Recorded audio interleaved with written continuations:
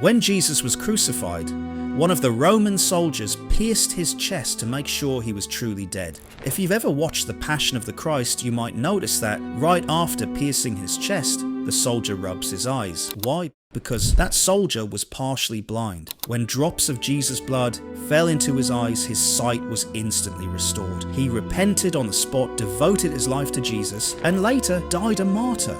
Years later, a church was built over his grave. This church was cared for by the Basilian Fathers. Now fast forward to 750 AD.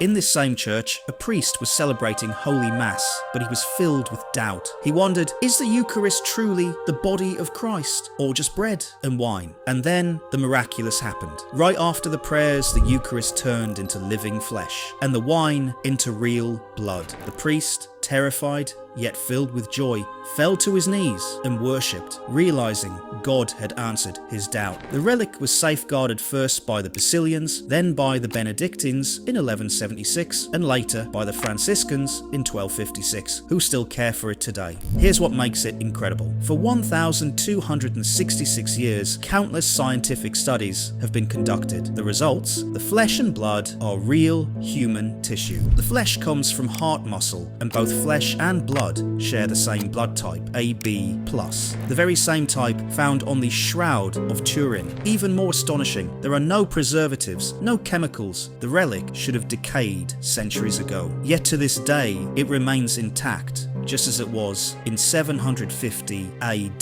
This is the Eucharistic miracle of Lanciano.